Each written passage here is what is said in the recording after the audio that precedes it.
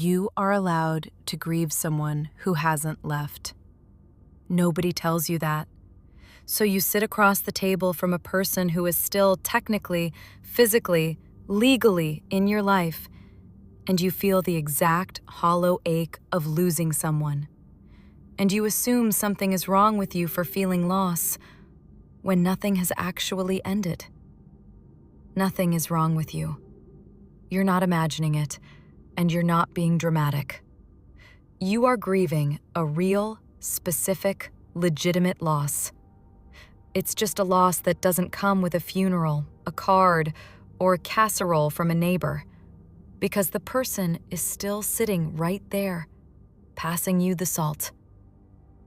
There's a name for this, and knowing it changes everything. Because right now, you're carrying a feeling with no language attached to it, and unnamed pain is so much heavier than named pain. It's called ambiguous loss. It happens when someone is physically present but psychologically gone.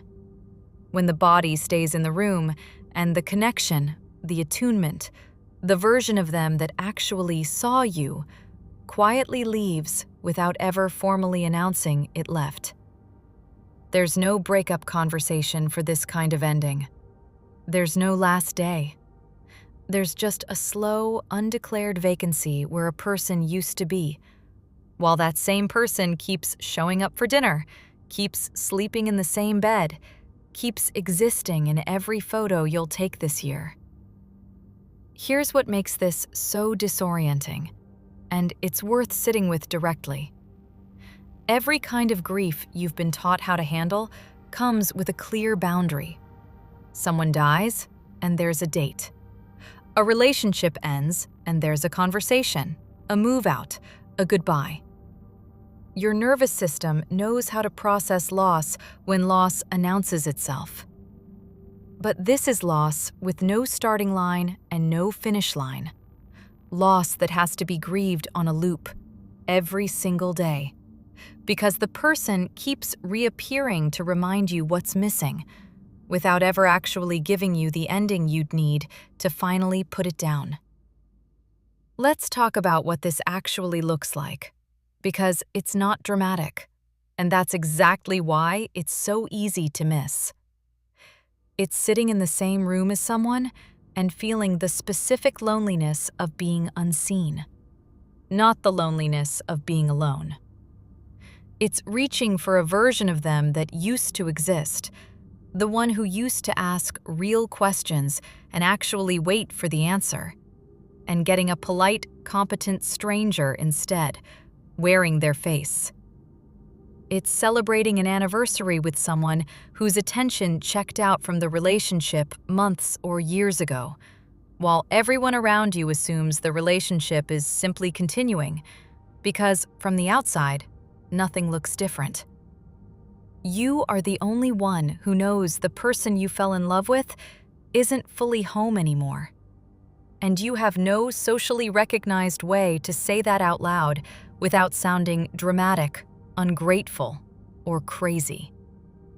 You can watch this exact pattern show up in very specific, recurring moments, not just in a general sense of unease. It's the drive home from a family event where you both performed being a couple flawlessly for 2 hours, and the second the car door closes, the performance ends, and the silence that follows feels colder than being alone would. It's texting them something you know would have made them laugh a year ago, and getting a thumbs up emoji back instead of the reaction you were actually hoping for. It's watching them fully light up talking to a coworker, a friend, a stranger at a party, proving the capacity for presence still exists somewhere in them, just not currently pointed at you. It's lying awake next to someone whose breathing you know by heart, feeling a loneliness so specific it has almost nothing to do with being physically alone, and everything to do with being physically accompanied by someone who used to actually arrive when they walked into a room, and doesn't anymore. Why does this happen? Sometimes it's the other person withdrawing slowly, emotionally checking out of the relationship long before they check out physically, staying for reasons that have nothing to do with genuine presence, comfort, convenience, fear of starting over, obligation, a life that's easier to maintain than to dismantle. Sometimes it's grief or depression or burnout, hollowing someone out from the inside, leaving their body in the relationship while whatever made them fully present gets used up somewhere else. Sometimes it's a slow accumulation of small disappointments and small withdrawals on both sides, each one too minor to name, until one day you look up and realize the person across from you has been quietly leaving for a long time, in pieces too small to point to individually. Here's the nervous system piece, because this isn't just an emotional experience, it's a physiological one. And understanding the mechanism is what lets you stop taking it personally while still taking it seriously. Grief, any grief, needs a clear ending to complete itself. Your body is built to process loss in stages, but those stages assume the loss is confirmed, that the door has actually closed. When the person is still there, your nervous system gets caught in an impossible loop. Part of it registers the loss and tries to start grieving, while another part looks at the physical presence of the person and insists nothing is actually wrong. You must be overreacting. They're right there. How can you be mourning someone who's sitting 3 feet away eating dinner with you? That internal contradiction, grieving something your own eyes tell you hasn't ended, is exhausting in a way that ordinary grief isn't. Ordinary grief breaks your heart once. Ambiguous loss breaks it quietly, on repeat, every time you catch a glimpse of who they used to be and feel it slip away again. There's an evolutionary layer to why this specific kind of loss is so disorienting for the nervous system, and it's worth naming because it makes the confusion feel less like a personal failure to cope and more like an old system doing exactly what it was built to do in the wrong context. For most of human history, physical proximity to another person was the primary signal of safety. If someone was in the room, near the fire, part of the group, they were, by the most basic ancestral logic, still available as protection, as resource, as connection. Your nervous system still runs on a version of that logic. It sees the body in the room and registers safety, registers presence, registers accounted for, even while a more sophisticated, more relationally attuned part of you is accurately picking up that the actual connection, the attunement, the emotional availability is gone. You are caught between an old system that only tracks physical presence and a newer, more accurate part of you that tracks something physical presence alone was never built to measure. This is where it gets specifically painful for anxious attachment, because your nervous system is built to scan for connection and repair rather than to register an ending as final. You don't get the clean signal other people might get from an obvious, confirmed loss. Instead, you get flickers. A good night that makes you think maybe they came back, followed by a week of the same distance that made you grieve them in the first place. That flicker is enough to reset your grieving process completely, over and over. Because part of you is always reading the good moments as proof the loss isn't real. That if you just try a little harder, notice a little more, love a little better, the person who left without leaving will actually come home. You end up stuck between two impossible states, unable to fully grieve someone who's still there, and unable to fully connect with someone who keeps disappearing in front of you. There's a cost to living inside that loop that deserves to be named plainly. because it rarely gets said out loud. Grieving something on repeat, indefinitely, without ever reaching a resting point, is one of the most quietly exhausting states a nervous system can be asked to sustain. It is not the same as one hard, clean loss, painful as that is, because a clean loss eventually lets you rebuild. A repeating, unresolved loss keeps demolishing the same room over and over before you've finished rebuilding it, which means you never get to the part of grief where things start to settle. You stay in the acute stage indefinitely, bracing and mourning at the same time, which is part of why this particular kind of pain can feel so much heavier than its outside appearance would suggest to anyone watching from a distance. Now, let's talk about what the other person's behavior actually creates, because even when it isn't intentional, it isn't neutral either. When someone stays physically present while emotionally absent, they create a very specific kind of confusion in you. The sense that you must be the problem, since nothing technically changed. They didn't leave, they didn't yell, they didn't confess to anything. From the outside, and often even from their own perspective, everything looks fine.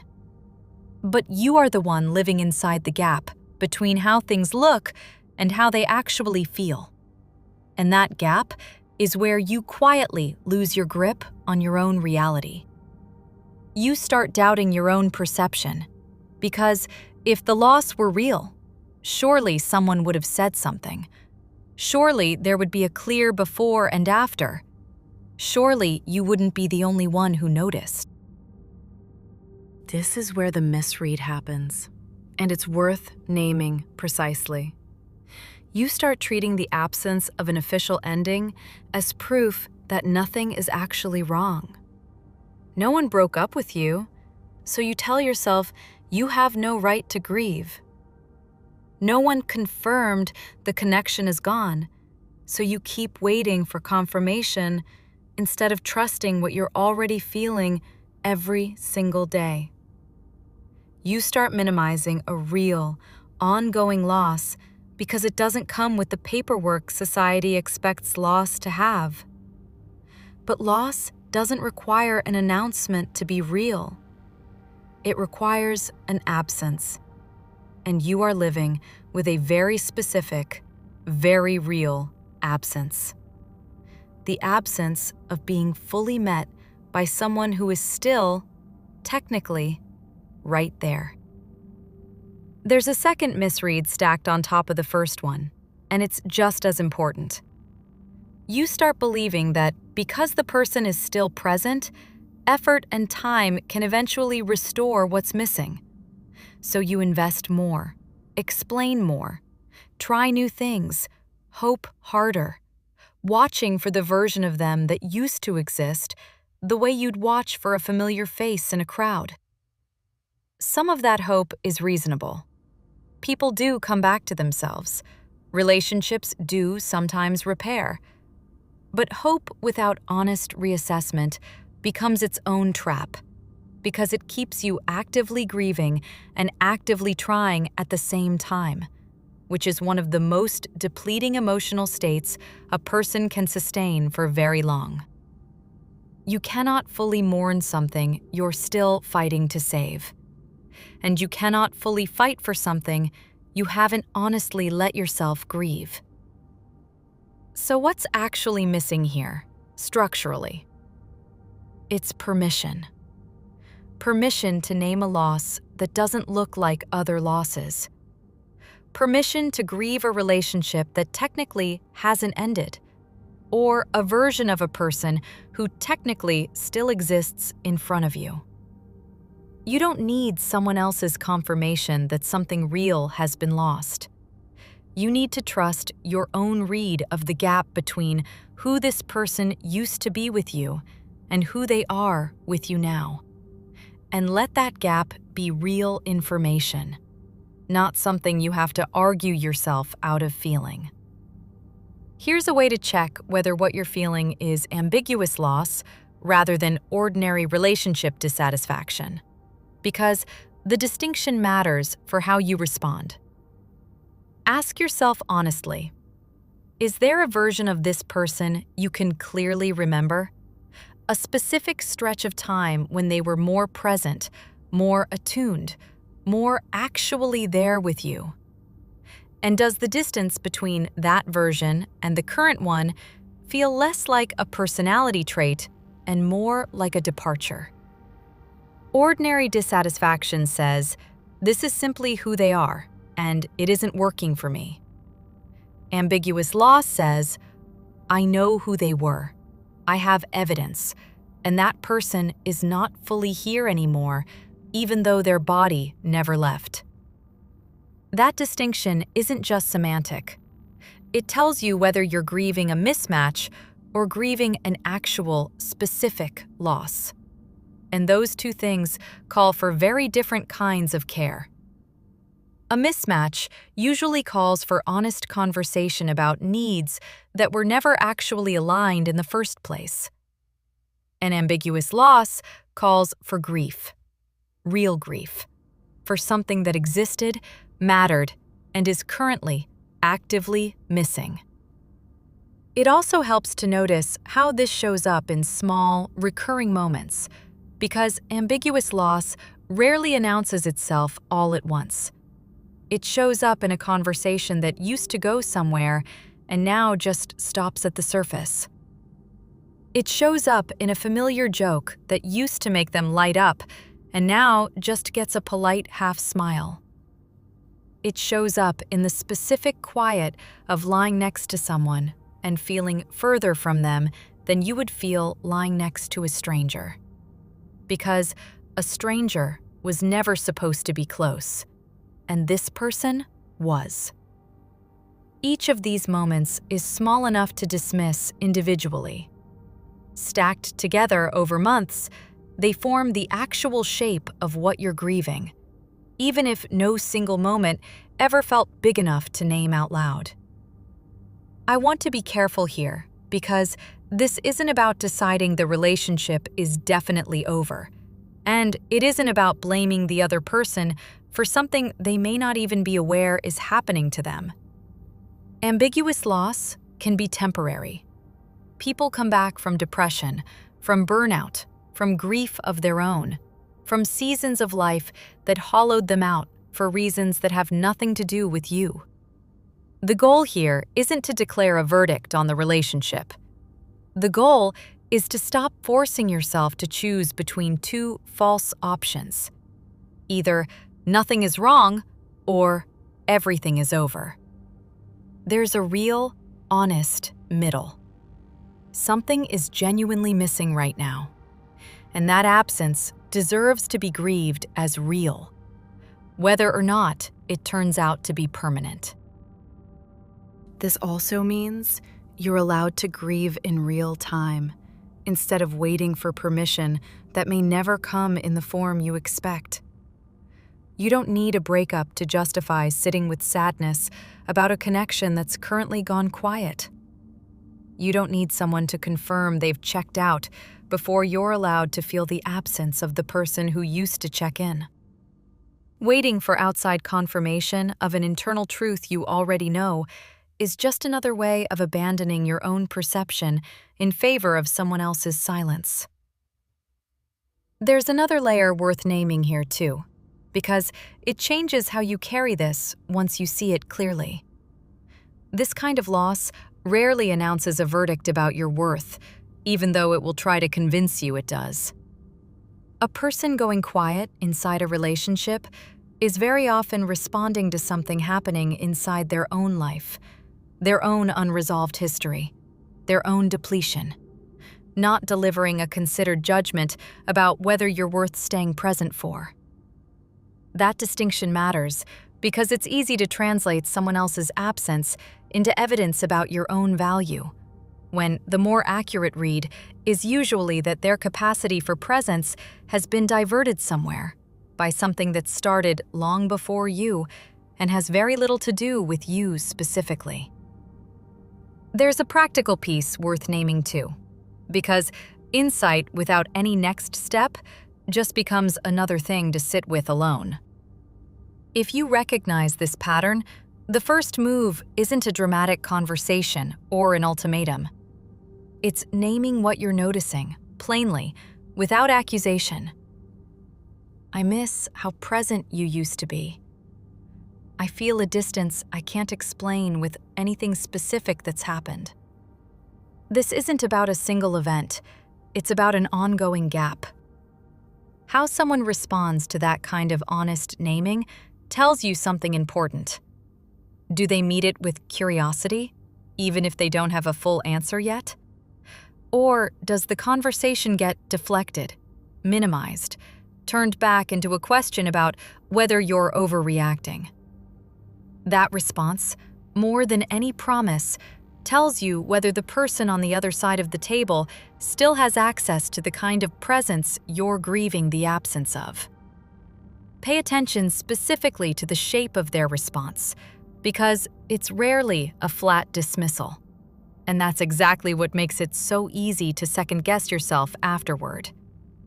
It's almost never, "Nothing's wrong, you're imagining it," said with real conviction.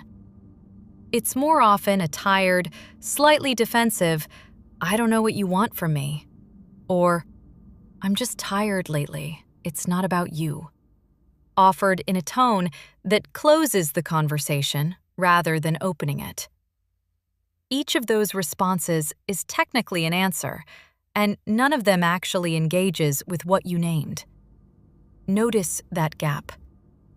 A person who still has access to real presence will usually get curious, even briefly, even imperfectly, when you tell them something feels missing. A person who has genuinely checked out will usually manage the conversation instead, redirecting it, shortening it, waiting for it to be over, because engaging with the truth of what you said would require accessing a part of themselves they don't currently have available. The second move is giving yourself an honest timeline, not as a threat, but as a form of self-respect. Grief that has no end point at all will eventually hollow you out the same way it seems to have hollowed out the connection you're mourning. You're allowed to decide, privately, how long you're willing to keep actively grieving a presence that hasn't returned before you start building a life that doesn't depend on its return. That isn't giving up. That's refusing to spend years in a waiting room with no clear door. A fourth move worth naming is learning to separate the person from the season they're currently in. Someone who is emotionally absent right now is not necessarily someone who is incapable of presence forever. People move through genuinely hollow seasons, depression, burnout, grief of their own, and come back to themselves on the other side of it. Holding that possibility isn't the same as pretending nothing is wrong.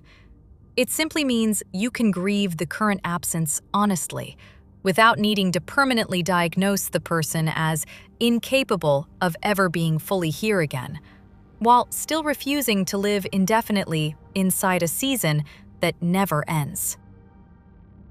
The third move is letting yourself receive presence from other places while you wait to see what happens here. Ambiguous loss can quietly convince you that this one relationship is your only source of being truly seen, which makes the loss feel even more catastrophic and the waiting feel even more necessary. It usually isn't the only source.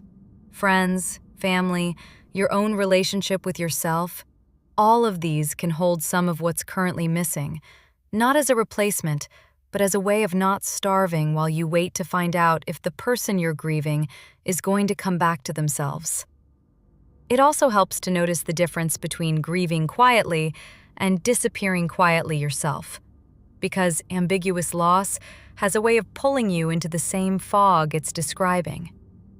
It is entirely possible to spend so much energy grieving someone else's absence that you become absent too. Present in body at your own dinner table, your own bed, your own life, while some part of you is somewhere else entirely, waiting, monitoring, hoping for a return that hasn't happened yet. If you notice that happening, that's worth naming with the same honesty you'd want from them. You cannot fully show up for a life that's organized entirely around waiting for someone else to show up first. None of this means you have to decide today whether to stay or go. That decision, when it needs to be made, deserves more than a single moment of clarity to hold it. What today actually requires is smaller and, in its own way, harder. Letting the loss be real before you know how the story ends. Most people wait for the ending to grieve. You don't have to. You're allowed to grieve in the middle of an unfinished story, because the middle is where you're actually living. And pretending otherwise, waiting for some future clarity to retroactively give you permission to feel what you already feel, is its own quiet form of self-abandonment. There's a version of you underneath all of this that already knows exactly what's missing. The version that notices the specific quiet at dinner, the specific flatness in a voice that used to have texture, the specific ache of being technically accompanied and quietly alone at the same time. That part of you isn't being dramatic, and it isn't inventing a problem that doesn't exist. It's accurately naming a loss that simply doesn't come with the usual paperwork. Trust it. It's the part of you that's been paying attention the entire time, even while everyone else, including maybe the person you're grieving, insists that nothing has changed, that you're reading too much into it, that this is simply what a long relationship looks like once the excitement wears off. You know the difference between ordinary settling and an actual disappearance, even when it's hard to prove, even when no one else can see it from where they're standing. You don't need a breakup, a diagnosis, or anyone else's agreement to start healing from an absence that's already happened, right in front of you, in plain sight. You need to stop waiting for permission to call it what it is. The permission you've been waiting for was never going to come from them. It was always going to have to come from you, quietly, privately, the moment you finally trusted what some part of you had already known for a very long time. None of this requires you to have an answer today about how this ends. It only asks you to stop pretending you don't already know what's missing. If this kind of clarity helps your nervous system settle, subscribe. PsychBond is a daily decoder for psychology, relationships, and avoidant and anxious attachment patterns, so you stop guessing. If this helped your body feel a little safer, liking this video helps it reach someone else who needs this clarity. Welcome to PsychBond. You're safe here.